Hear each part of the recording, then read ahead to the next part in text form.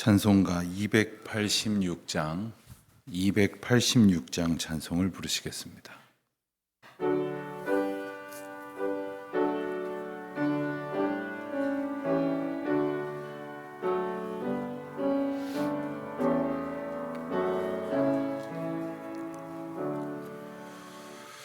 주 예수님 내 맘에 오사 날 붙들어 주시고 내 마음에 새 힘을 주사 늘 기쁘게 하소서. 사랑의 주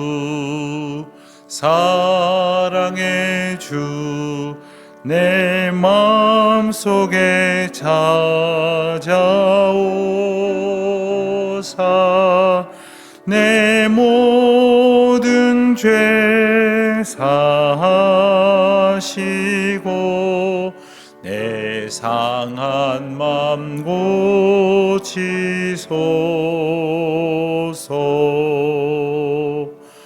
주 예수님 내 맘에 오사 내 소원 다시고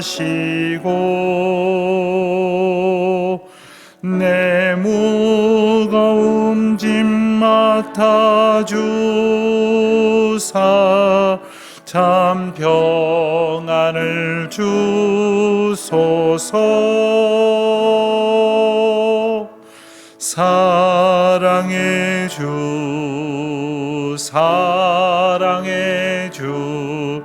내 마음속에 찾아오사 내 모든 죄 사하시고 내 상한 맘 고치소서.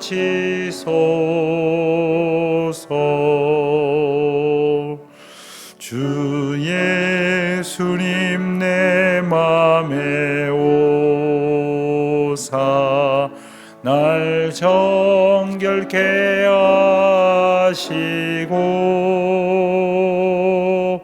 그 은혜를 내 맘에 채워 늘 충만케 하소서. 사랑의 주 내 마음속에 찾아오사 내 모든 죄 사하시고 내 상한 맘 고치소서.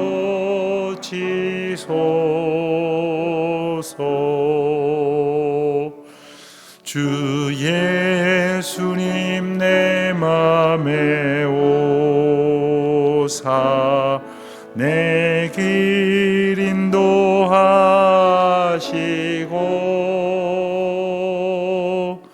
주 성령을 내 맘에 채워 늘 충만케 하소서. 사랑의 주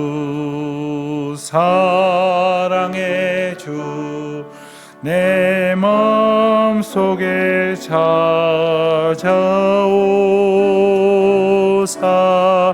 내 모든 죄 사하시고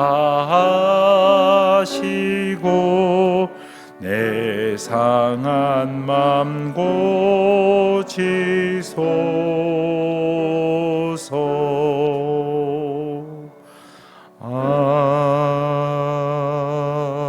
아멘.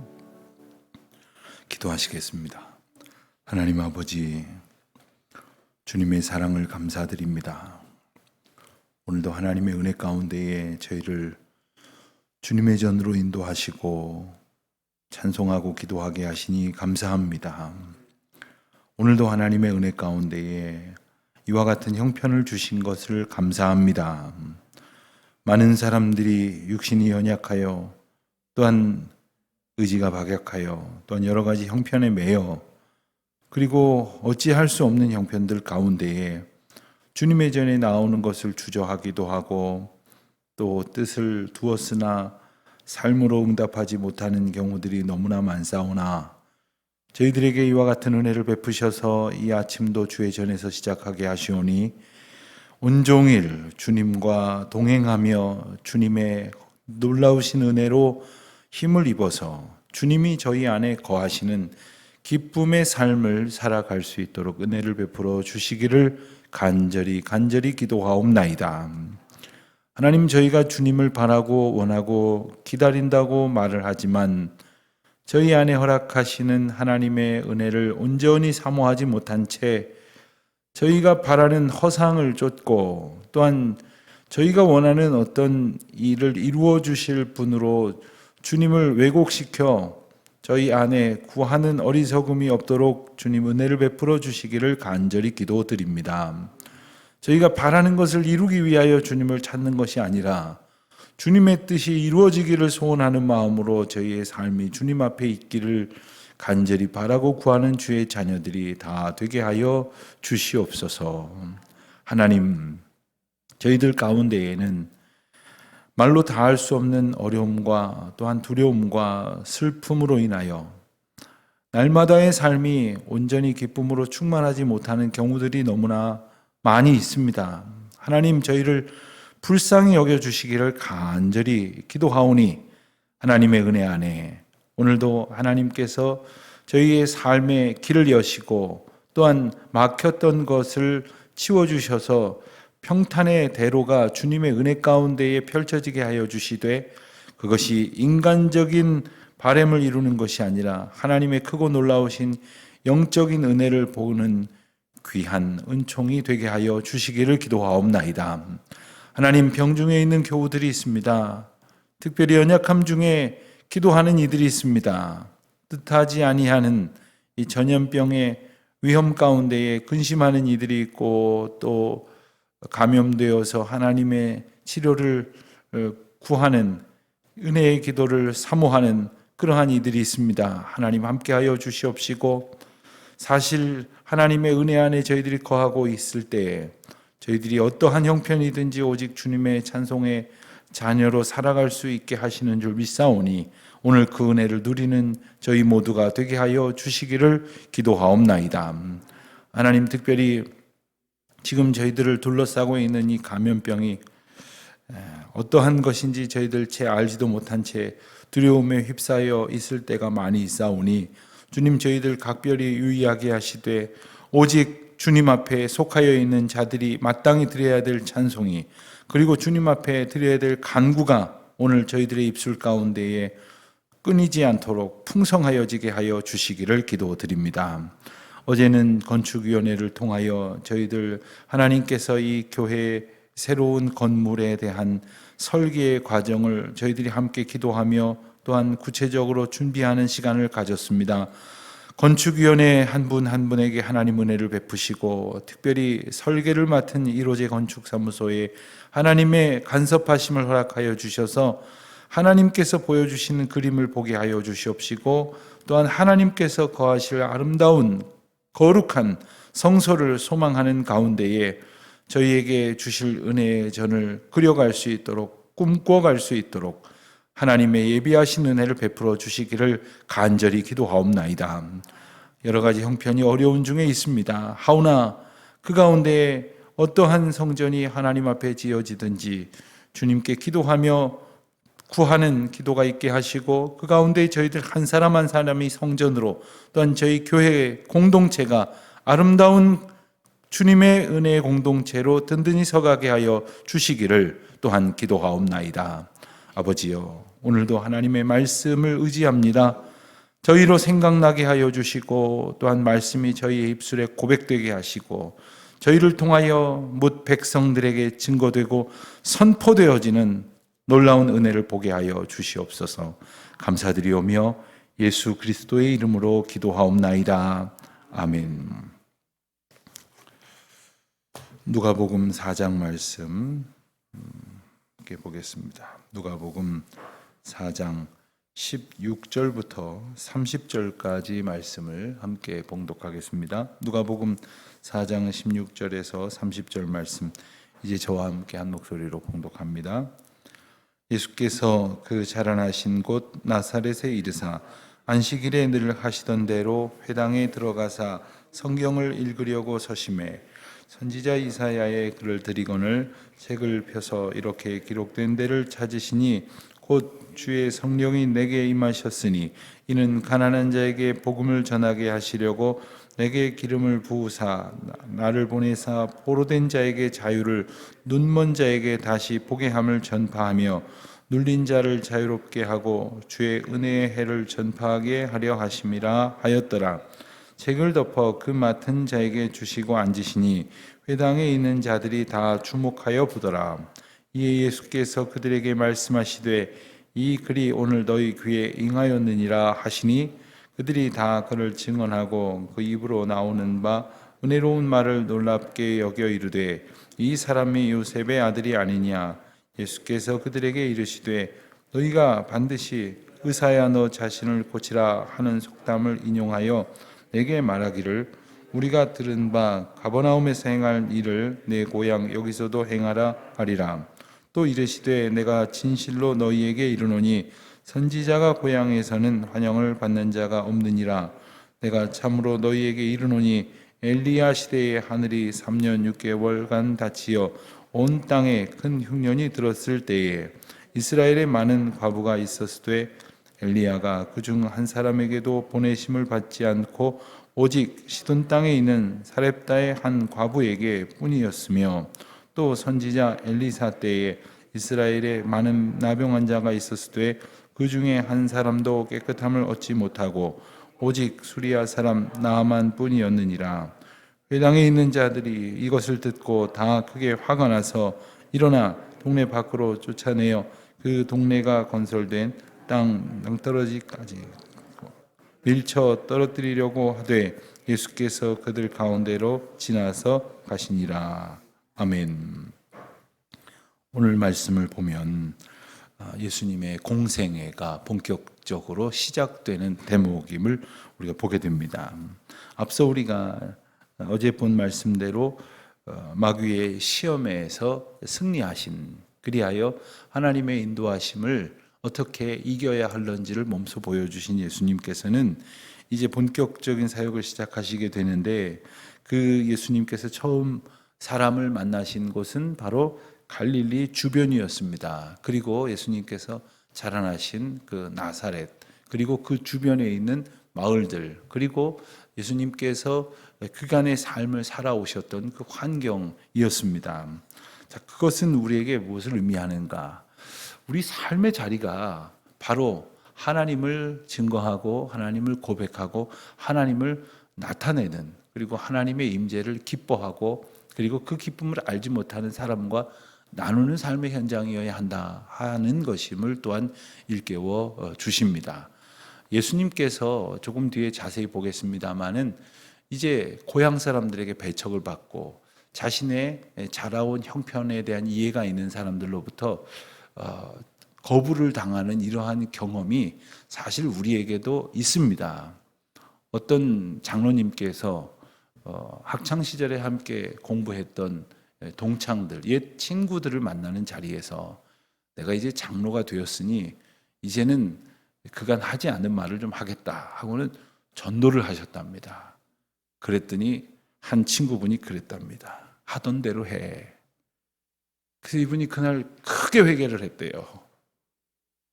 그동안 나는 신앙인이었을 텐데 어떻게 살았다고 보여지길래 저렇게 말하는가.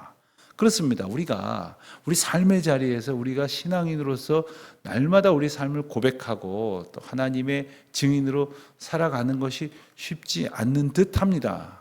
어쩌면 아무렇지도 않은 듯하게 교회 다니는 사람 티 안 내고 다른 사람들한테 불편하게 하지 않겠다고 하며 살아왔을지도 모릅니다. 하지만 우리 예수님께서도 불편함을 겪으셨다고 하는 것을 보여주시듯이 우리가 삶의 자리에서 우리의 연약한 모습을 아는 이들이 하나님을 만날 수 있는 도구로 쓰임 받는다고 하는 것이 결코 쉬운 일은 아닐지 모르지만 우리를 통하여 하나님께서 우리의 주변을 변화시키시고 예수 그리스도를 통하여 갈릴리를 새롭게 하셨다고 하는 은혜를 의지하여 성령 하나님의 인도하심 가운데 우리도 우리 곁에 있는 이들, 우리 주변에 있는 이들이 우리를 통하여 예수 그리스도를 만나게 하시는 은혜 안에 살아가고 있음을 우리는 기억해야 할 것이겠습니다.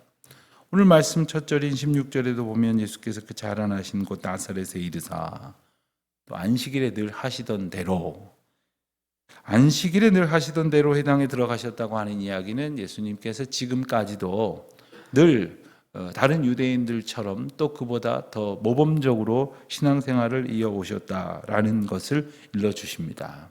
그러니까 우리가 일상에서 어떤 우리가 그리스도를 드러내는 것이 어느 날 갑자기 이루어질 일이 아니라 일상을 통하여 우리를 이끄시는 하나님의 은혜 안에 살아갈 때에 또한 우리가 하나님께서 허락하시는 삶의 자리를 통하여 하나님의 은혜를 맛보아 누릴 때에 우리로 하여금 이제 또한 새로운 은혜를 얻어 선포되고 증거될 수 있게 될 것이라 하는 말씀이죠.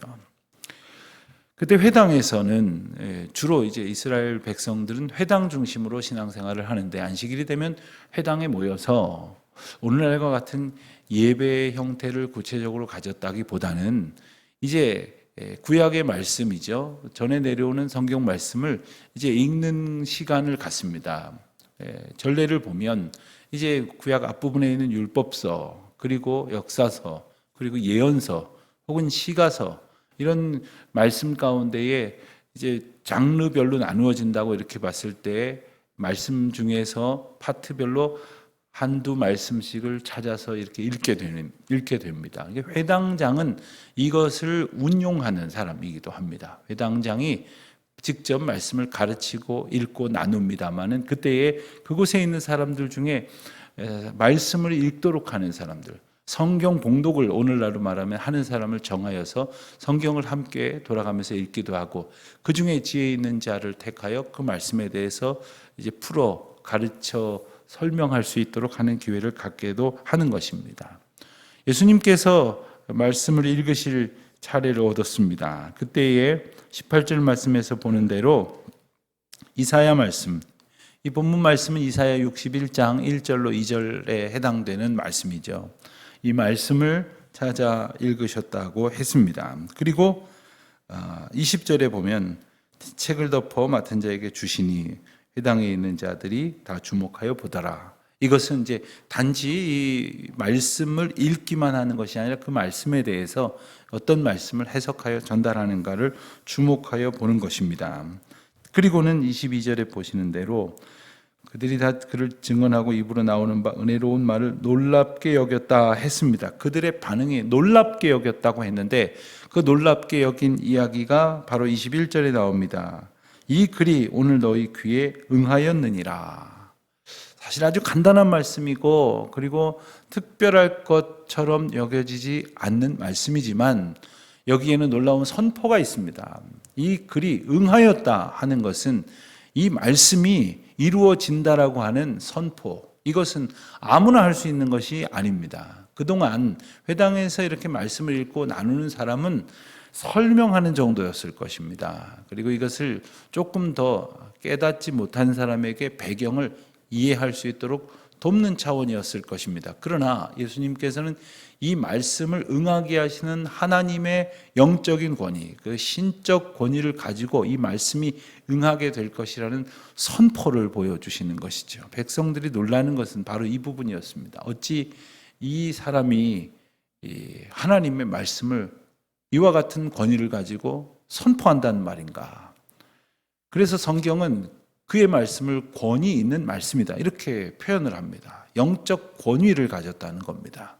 단지 사람의 말로 들려지지 않았다고 하는 것이죠. 그 내용은 우리가 18절에 보는 대로 우선 가난한 자에게 복음을 전하게 하시고 또한 포로된 자에게 자유를, 그리고 눈먼 자에게 다시 보게 함을, 눌린 자에게 자유롭게 하심을 이루게 하시려고 기름을 부으시고 성령이 임하게 하셨다 하는 겁니다. 여기에 보면 매우 구체적인 그러한 영적인 의미가 담겨져 있습니다. 우선 예수님께서는 하나님의 성령, 주의 성령의 역사를 선포하십니다. 그리고 그 구체적인 일로 첫 번째로는 가난한 자에게 복음이 전파된다 하셨습니다. 가난한 자에게 복음이 전파된다 하는 것은 어떤 그 육신적인 굶주림과 결핍과 그리고 기근과 가난만을 이야기하는 것이 아니라 참된 영적 부요함을 필요로 하는 그런 영적 결핍을 의미하는 말씀이기도 합니다. 우리가 밥은 먹고 살는지 모르겠습니다만은, 그래서 오늘날 밥 굶는 사람이 어디 있겠습니까? 오히려 너무 먹었다고 빼야겠다는 걱정을 하는 사람들이 더 많은 형편 속에 살지만, 영적인 기근, 영적인 굶주림을 우리가 간과하고 살아가는 것에 대해서 그 심각성도 느끼지 못한 경우들이 너무나 많을 것입니다. 여러분, 길거리를 이렇게 다니는데 마치 한 사나흘째 아무것도 먹지 못해서 피골이 상접하여 그냥 비척비척거리면서 걸어가는 사람을 본다면, 아마 처음 보는 낯선 사람이라 할지라도 그를 불쌍히 여기고 도와서 어떻게 병원으로 옮기려고 하든지 아니면 뭐라도 좀 사 먹이려고 하든지 그럴 것입니다. 그런데 우리가 육신의 눈을 가지고 볼 수 있는 눈은 있을지 모르지만 영적인 눈을 가지지 못하면 우리 자신부터가 하나님의 은혜에 충만한 복을 누리지 못한 채 그야말로 가난한 가운데, 굶주린 가운데 살아가고 있다는 것을 우리는 깨닫지도 못하는 것은 아닌가 하는 거죠. 주의 성령이 임하셨을 때 그 모든 영적 가난으로부터 회복될 수 있는 길은 복음을 전하는 기쁨, 그리고 은혜로 충만한 감격, 그리고 하나님께서 우리를 자유케 하시는 기쁨을 주신다고 하는 사실입니다. 오늘 본문 가운데에 포로된 자에게 자유를 주신다 하는 말씀, 또 눌린 자를 자유롭게 하신다 하는 말씀이 나옵니다. 여기서 표현된 이 아페시스라고 하는 언어가 사용이 되는데, 이 단어는 단지 어떤 그 육체적인 속박을 의미하는 것이 아니라 영적인 의미를 말하는 것입니다. 여러분, 누군가가 나를 이렇게 붙들고 있어서 꽁꽁 묶어놓고 있어서 내가 불편해하고 자유롭지 못해서 힘겨워하는 것이 아님에도 불구하고 그보다 더 큰 그러한 부자유, 억압을 경험하는 이들이 있다면 그것은 심리적이고 영적인 문제일 것이겠습니다. 그러나 우리가 때로는 우리의 죄의 문제로 인하여, 지난날에 대한 상처로 인하여 갇혀서, 혹은 앞으로 있을 일에 대한 염려 때문에 아무 일도 벌어지지 않았는데도 불구하고, 또한 그런 일이 벌어질 수도 없는 형편임에도 불구하고 꼼짝도 못하는 그러한 상황 가운데 놓여 있을 때가 있다면, 바로 오늘 말씀이 우리에게 주시는 은혜의 자유, 그리고 하나님의 구원을 선포하게 하시는 것입니다. 특별히 영적인 자유, 과연 우리에게 그와 같은 영적인 자유가 있는가? 여러분들이 나에게는 영적 자유가 있습니다 하는 생각이 드신다면 주님을 찬양하실 것이고, 또한 그런 자유가 없다고 한다면 오직 그 자유는 주의 영이, 주의 성령이 우리에게 임하실 때만이 허락된다고 하는 것을 깨닫고 주님의 은혜를 약속하신 가운데에 주시기를 구하는 그러한 기도가 있어야 할 것이겠습니다. 자, 예수님께서 그러한 놀라운 메시지를 선포하셨습니다. 여러분, 이 선포는 말씀드린 것처럼 아무나 할 수 있는 것이 아닙니다. 그리고 그 선포를 통해서 정말 하나님의 은혜가 정말로 선포되었습니다. 구체적으로 나타났습니다. 마치 이 사건 가운데에, 이 상황 가운데 백성들이 전적으로 아멘 하고 받아들이기만 했다면 정말 놀라운 성령의 역사가 일어났을 것인데, 문제는 그러하지 않았다는 것이죠. 그것은 오늘도 마찬가지일 것입니다. 하나님께서 말씀을 우리에게 들려주실 때, 우리의 말씀을 읽게 하실 때, 이 말씀이 선포될 때 아멘 하고 믿음으로 받아들임으로 그 역사가 시작이 되는 것입니다. 이 얘기 처음 듣나? 처음 보나? 어제도 저런 말씀하셨지. 내가 저걸 모르나? 그러나 알고 있음에도 불구하고 내 영이 주님의 성령의 은혜를 향하여 사모함으로 응답하여 들어가지 못하면 오늘 이들처럼 우리는 반응하게 될 수밖에 없다는 것이죠. 자, 그들이 그렇게 반응하게 된 데에는 예수님에 대한 선입견이 있었기 때문입니다. 차라리 이 예수님에 대한 전 이해가 없었더라면 오히려 나았을 터인데 그 전 이해, 예수님에 대해서 이미 알고 있었던 정보가 오히려 화근이고 말았습니다. 22절에 보는 대로 놀랍게 여기고서는 하는 말이 이 사람이 요셉의 아들이 아니냐.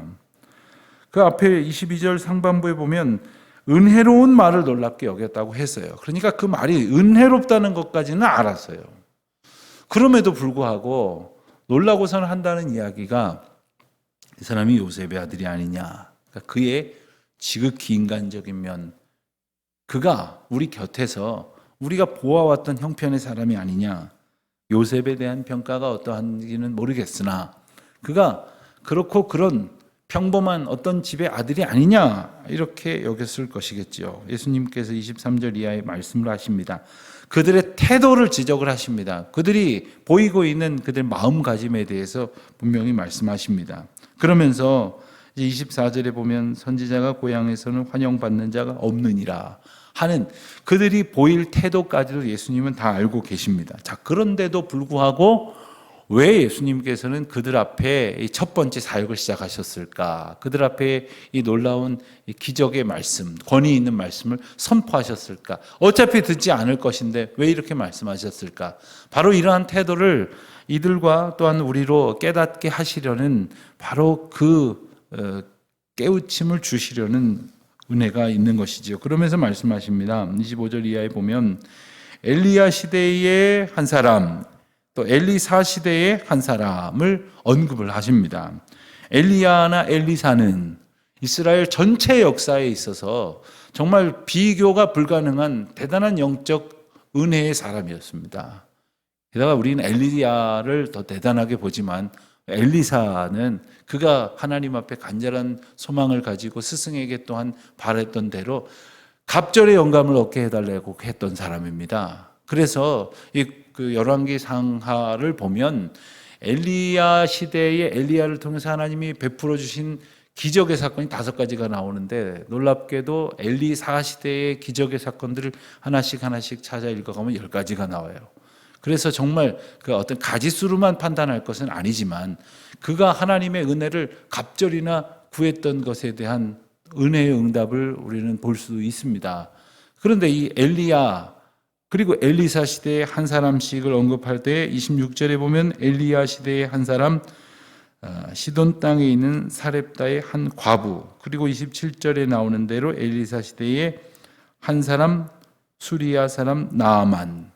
이 수리아 사람 나아만은 우리가 잘 아는 대로 아람의 군대 장관입니다.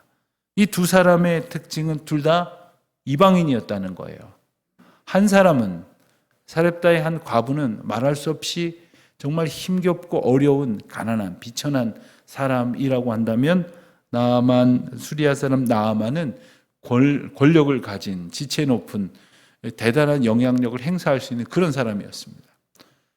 예수님께서 이 예를 드시는 이유는 무엇입니까? 비록 이방인이었지만 그 하나님의 사람에 대한 전적인 소망을 가지고 마음을 열고 하나님의 역사를 구하여 나아간 이에게 하나님께서는 구원의 은혜를 베푸시고 육신이 묶여있던 것을 풀어주시고 영혼이 갇혔던 것을 자유케 해주시는 은혜를 베푸신다는 겁니다. 사실 이때까지 뿐만 아니라 사도행전에 가서까지도 이스라엘 백성들은 구원은 우리들의 것이지 무슨 이방인에게 구원이 임한다는 거냐는 걸 가지고 그때까지도 논쟁을 합니다. 그러나 예수님께서는 이미 말씀하셔요. 하나님 앞에 온전한 태도를 소망하는 사람은 그가 이방인이라 할지라도 그가 아주 가난한 사람이라 할지라도 그가 이스라엘을 대적하는 권력을 가진 사람이라 할지라도 하나님 앞에 온전한 태도를 가진 사람을 그는 성령으로 충만케 하신다는 거죠. 때로는 우리는 그런 생각을 합니다. 나는 죄가 많은 사람인데 나는 이전에 나의 삶을 보았을 때 하나님 앞에 나올 수 없는 사람인데 나는 참 부끄러운 사람인데 난 무지한 사람인데 나는 인간적인 욕망이 너무 많은 사람인데 지금도 헛된 생각이 너무나 많은 사람인데 이런 여러 가지 우리의 삶의 선입견, 예수님을 잘못 알기 때문에 가졌던 선입견도 있지만 우리 자신을 잘못 알고 있기 때문에 가지는 선입견도 있어요. 하나님의 구원의 역사를 바라보는 믿음의 길에서 놓여져 있는 잘못된 걸림돌이 우리를 주님의 인도하심 가운데로 온전히 들이지 못하기도 하는 것입니다. 그러한 가운데에 우리에게 주신 은혜를 사모하는 저와 여러분이 되시기를 바랍니다. 그런데 28절에 보면 회당에 있던 사람들이 듣고 크게 화가 나서 29절에 보는 대로 예수님을 물리적으로 위해하려고 하는 그러한 장면이 나옵니다. 예수님께서는 아주 직접적인 영적 공격도 받으셨고 그리고 간접적인 그러한 공격도 받으셨지만 이렇게 물리적인 직접적인 위해를 당하시기도 했습니다. 낭떠러지를 끌고 가서 떨어뜨리려고 했다. 지금 돌 좀 던졌다 하는 정도가 아니에요. 그냥 아주 없애버리려고 하는, 크게 상하게 하거나 죽일 생각을 가지고 있었던 것이 아니라면 어떻게 이런 행동을 했겠습니까마는 30절 말씀을 보십시오. 예수께서 그들 가운데로 지나서 가시니라. 도망하지 않으셨어요. 피하지 않으셨어요. 예수님께서는 그들의 그 악함 다 아셨지만, 그리고 이후에 십자가에 못 박으라고 소리 지를 때까지 그들이 보일 극악한 태도를 모르시지 않았지만 예수님은 예수님의 길을 가셨다는 겁니다. 오늘 비록 우리가 어떠한 형편에 놓여 있을지라도 주님께서 우리를 인도하시고 붙드시는 그 길 가운데 주님의 은혜와 능력을 의지하여 순종함으로 걷고 주님께 영광과 찬송을 올려드리는 저와 여러분 되시기를 주님의 이름으로 축원드립니다. 기도하겠습니다. 하나님 아버지, 복음을 배척한 사람들을 저희가 늘상 만나게 됩니다마는 그 복음의 은혜의 능력을 저희들이 더욱 굳게 붙들고 그 은혜를 선포하며 그 은혜를 의지하며 살아가는 참된 믿음의 사람 되게 하여 주시옵소서. 예수님의 이름으로 기도드립니다. 하늘에 계신 우리 아버지, 아버지의 이름을 거룩하게 하시며 아버지의 나라가 오게 하시며 아버지의 뜻이 하늘에서와 같이 땅에서도 이루어지게 하소서. 오늘 우리에게 일용할 양식을 주시고 우리가 우리에게 잘못한 사람을 용서하여 준 것 같이 우리 죄를 용서하여 주시고 우리를 시험에 빠지지 않게 하시고 악에서 구하소서. 나라와 권능과 영광이 영원히 아버지의 것입니다. 아멘.